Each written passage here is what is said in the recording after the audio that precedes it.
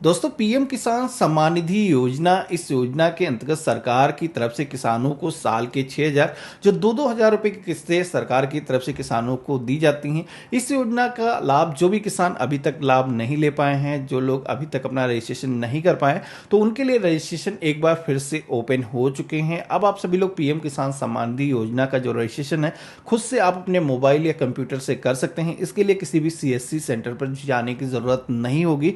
तो आज की इस वीडियो में हम यही देखेंगे कि पीएम किसान सम्मान निधि योजना के अंतर्गत एक नए किसान का रजिस्ट्रेशन कैसे हमें खुद से करना है। पूरा प्रोसेस आप सभी को यहाँ पर लाइव दिखाने वाला हूँ। तो चलिए शुरू करते हैं।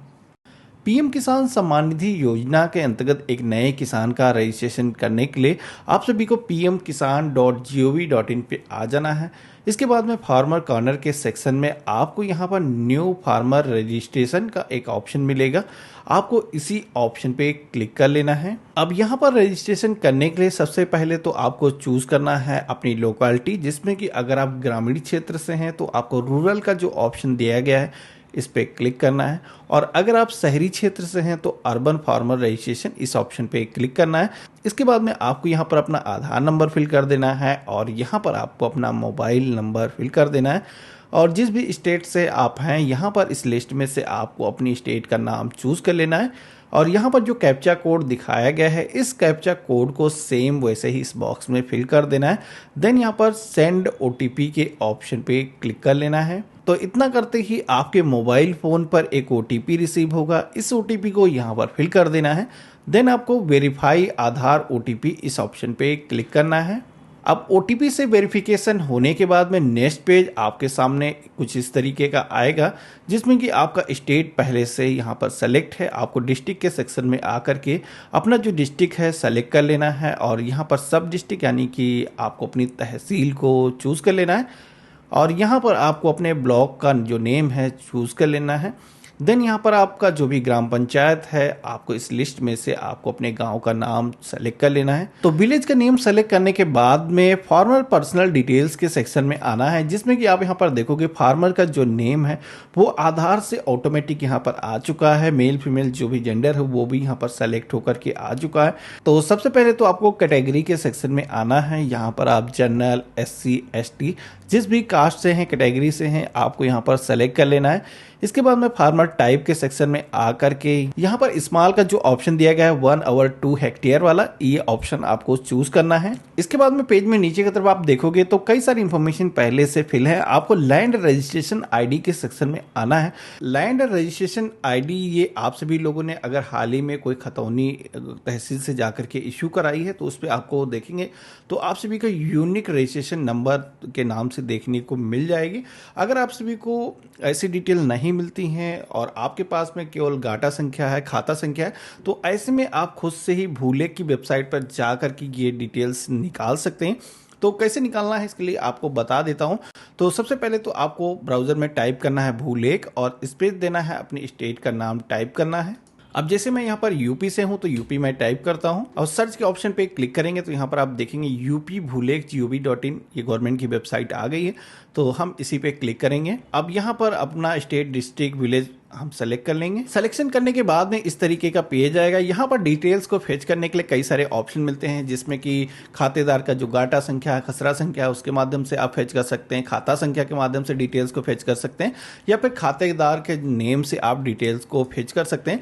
तो यहाँ पर आप सभी के पास में सबसे आसान जो तरीका है उसमें आप सभी को सबसे पहले तो गाटा के ऑप्शन पे क्लिक करना है, और यहाँ पर आप सभी को अपनी जो गाटा संख्या है वो फिल कर देना है। देन आपको सर्च के ऑप्शन पे क्लिक करना है। जैसे आप खोजे के ऑप्शन पे क्लिक करोगे तो आप यहाँ पर देखोगे इस गाटा संख्या की जो यूनिक प्रॉपर्टी की आईडी है वो डिटेल आप सभी को यहाँ पर मिल जाती है। यही लैंड रजिस्ट्रेशन आईडी के सेक्शन में आप सभी को फिल कर देना है। तो यहाँ पर आपको कॉपी कर लेना है और फॉर्म में जाकर के ये डिटेल ही आपको फिल कर देना है। आपको अपना जो राशन कार्ड नंबर है वो यहाँ पर फिल कर देना है। आप यहाँ पर देखोगे अब राशन कार्ड यहाँ पर मैंडेटरी हो चुका है। ये नंबर आप सभी को देना बहुत ही जरूरी है। अब यहाँ पर आप सभी को एक ऑप्शन मिलता है, आर यू एक्सेप्टिंग पीएम किसान मानधन योजना।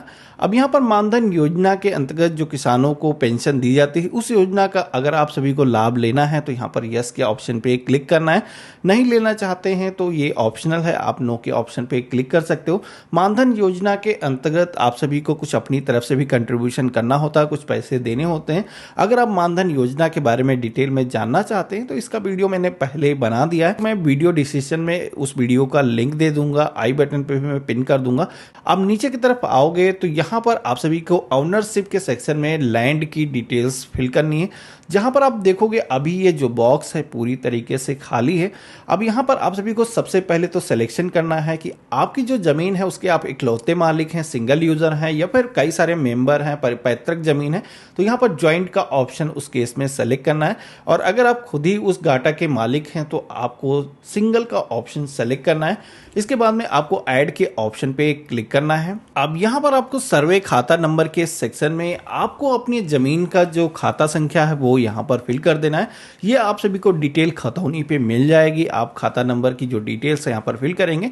इसके बाद में खसरा नंबर या फिर डैग नंबर के सेक्शन में आप सभी को यहाँ पर जमीन का जो खसरा नंबर है, जो गाटा संख्या है, वो आपको यहाँ पर फिल कर देना है। इसके बाद में आपकी जो जमीन है, कितना एरिया के आप मालिक हैं, एरिया इन हेक्टेयर के सेक्शन में आप सभी को फिल करना है। यहाँ पर आप सभी को ध्यान रखना है कि मैक्सिमम 2 हेक्टेयर की जमीन वालों को ही इस योजना का लाभ दिया जाता है। तो यहाँ पर 2 हेक्टेयर से ज़्यादा जमीन नहीं होनी चाहिए। इसके बाद में लैंड ट्रांसफर स्टेटस के सेक्शन में आना है। यहाँ पर आपको डेट दी गई है कि बिफोर 1/2/2019 या फिर आफ्टर 1/2/2019। इस डेट से पहले आपने कोई ज़मीन खरीदी है, आपके नाम से आई है। अगर आप इस डेट से पहले से ही मालिक हैं तो यहाँ पर बिफोर का जो ऑप्शन है इसे ही सेलेक्ट कर देना है। अब सिलेक्शन करने के बाद में नेक्स्ट ऑप्शन आता है लैंड ट्रांसफर डिटेल्स का, जिसमें कि ये जो ज़मीन है आपके नाम से कैसे आई है, जिसमें कि कोई पैतृक ज़मीन है, आपके फादर की या फिर हस्बैंड की डेथ हुई है, परचेज ऑफ लैंड का ऑप्शन मिल जाता है, या फिर आपको विरासत में मिली है तो विरासत का ऑप्शन यहाँ पर दिया गया है। विरासत जैसे राजाओं वाली फील आ रही है। अब लैंड डेट वेस्टिंग के सेक्शन में आपको वो डेट चूज कर देनी है जिस डेट को आपके नाम से ज़मीन आई है। ये भी डिटेल अगर पुरानी है तो आप सभी को आपके रजिस्ट्री पर आदेश की संख्या में देखने को मिल जाएगा। अब यहाँ पर पट्टा नंबर अगर मौजूद है तो यस करके आप फिल कर सकते हैं, अदरवाइज नो के ऑप्शन पे क्लिक करेंगे। और यहाँ पर आइडेंटिटी ऑफ प्रीवियस ओनर के सेक्शन में आपको यहाँ पर जिसकी भी ज़मीन आपने परचेस की है उसका जो आधार नंबर है वो आपको फिल करना है। और अगर आप खुद ही उस ज़मीन के काफ़ी दिनों से मालिक हैं तो यहाँ पर आप अपना ही आधार नंबर फिल कर देंगे। उसके बाद में आप ऐड के ऑप्शन पे क्लिक करेंगे। तो ऐड के ऑप्शन पे क्लिक करते ही आप यहाँ पर देखोगे कि आपकी जो लैंड की डिटेल्स हैं वो यहाँ पर सबमिट हो चुकी हैं। अब अगर आप इसके अलावा कोई भी गाटा संख्या यहाँ पर ऐड करना चाहते हैं तो वो भी यहाँ पर कर सकते हैं। इसके बाद में आप सभी को पेज में नीचे की तरफ आना है। यहाँ पर आप सभी को अब सपोर्टिंग डॉक्यूमेंट अपलोड करना है, जिसमें कि यहाँ पर आप लैंड का जो डॉक्यूमेंट है जिसमें कि खतौनी की कॉपी आप यहाँ पर अपलोड करेंगे। इसी के साथ में यहाँ पर आपको अपने आधार की कॉपी को अपलोड करना होगा। तो यहाँ पर 1 बाय 1 यहाँ पर सेलेक्ट कर लेंगे। इसके बाद में आप यहाँ पर सेव के ऑप्शन पे क्लिक कर देंगे। तो इतना करते ही आपका जो रजिस्ट्रेशन है वो सक्सेसफुली हो जाता है। आप सभी लोग अब इस योजना के जो भी बेनिफिट गवर्नमेंट देती है उसके लाभ ले सकते हैं। अब यहाँ पर रजिस्ट्रेशन होने के बाद में गवर्नमेंट की तरफ से आपके जो डॉक्यूमेंट हैं उनको वेरीफाई किया जाता है, जिसमें कि करीब 15 से 20 दिनों का समय लगता है। कभी कभार किसी स्टेट में ये ज़्यादा भी समय हो सकता है। तो यहाँ पर आप सभी को कभी भी अपना स्टेटस चेक करना हो कि आपका जो रजिस्ट्रेशन है वो अप्रूव हुआ है या नहीं हुआ, तो इसके लिए यहाँ पर एक ऑप्शन दिया गया status of self registration farmer. आप सभी को इसी ऑप्शन को सेलेक्ट कर लेना है। अब यहाँ पर आपको अपना आधार नंबर फिल कर देना है और यहाँ पर जो कैप्चा कोड दिखाया गया है इस कैप्चा कोड को सेम फिल कर देना है। इसके बाद में आप सभी को सर्च के ऑप्शन पे क्लिक करना है। आपका जो रजिस्ट्रेशन का स्टेटस होगा वो आपको शो हो जाएगा। इस योजना के अंतर्गत जैसे ही आपको अप्रूवल मिलता है उसके बाद में जो भी आपको बेनिफिट मिलने वाले हैं वो आपको मिलना स्टार्ट हो जाते हैं। तो आशा करता हूं आज की वीडियो आप सभी को काफ़ी पसंद आया होगा। तो वीडियो को लाइक करिएगा, अपने फ्रेंड्स और फैमिली में शेयर करिएगा। आप सभी के मन में कोई भी सवाल है, किसी भी तरीके का सुझाव, तो मुझे कमेंट बॉक्स में जरूर लिखिएगा। हम मिलते हैं अपने नए वीडियो में, तब तक के लिए गुड बाय, जय हिंद।